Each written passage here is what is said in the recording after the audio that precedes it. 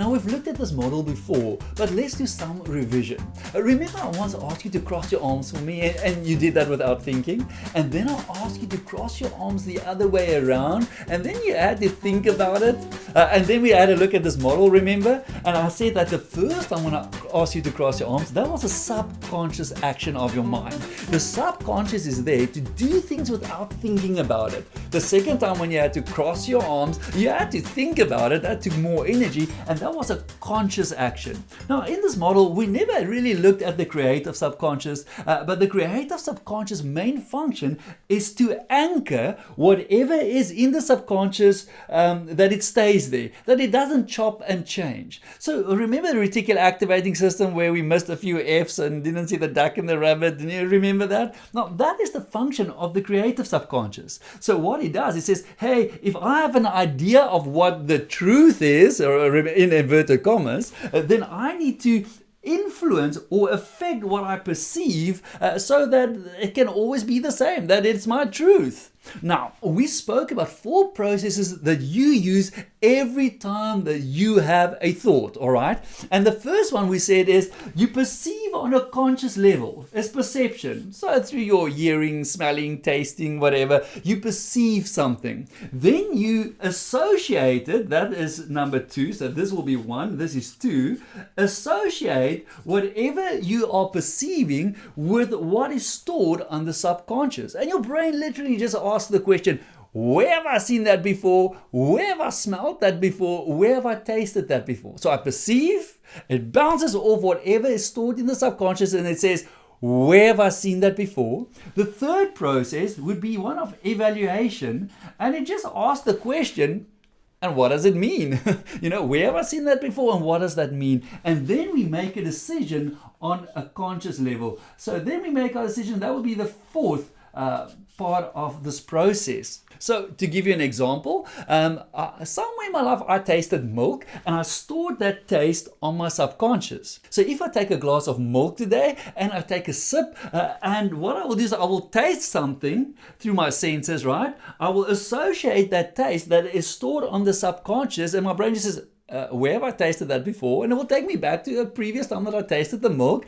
and then it will evaluate and it will say, and what does that mean? And it will be like, this is milk that I'm tasting, and then I'll make a decision to swallow it. But if I do take a sip and it tastes different from what is stored, I think that this is milk, and I take a sip and it doesn't taste like milk, my brain says, where have you tasted that before? What does it mean? It means this milk is sour. Then I will spit it out. Does that make sense? Do you remember this? All right, now, I once spoken to this lady that is an absolute guru when it comes to how the mind works. And I sat with her. She was about to fly back home, and I sat with her, and I was just that, this is a moment to learn something from her. And I said, if there's one thing that you can teach me, one thing in this life, what would it be? And she said, nothing is ever personal, Quibus. Nothing is ever personal. And with that, she got on the plane and she flew away. That was the last time I've spoken to her. And I've often thought about what she said, that nothing is ever personal. And it was only when I understood the model of the mind that it really makes sense. You see, when you look at me, you perceive me on a conscious level, and immediately you associate what you are perceiving with something that you have stored on your subconscious maybe years ago.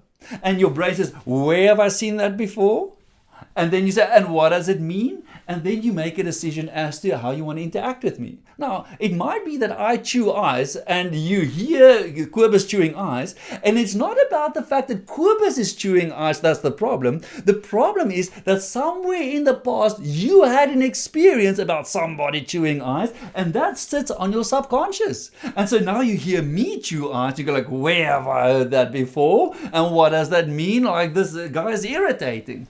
Or maybe you see a colleague at work and they're sitting at their desk and they are playing a game on their phone, and you have some issues because you had an issue with your child playing a game on the phone, and you perceive the colleague, and now you get all angry and worked up, but it's got nothing to do with the fact that that guy is just doing something on his phone.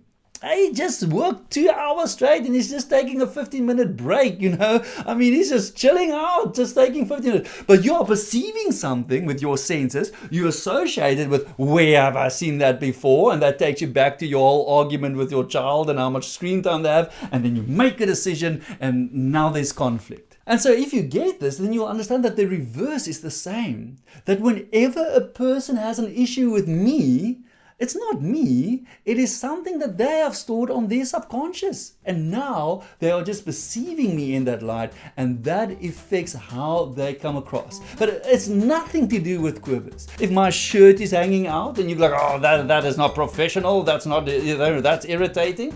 It's because you've created an idea of what's professional and irritating, and that sits on your subconscious, and now you are just perceiving me and running it through this process. So, the biggest thing that I've learned since I've spoken to this lady is that nothing is ever personal.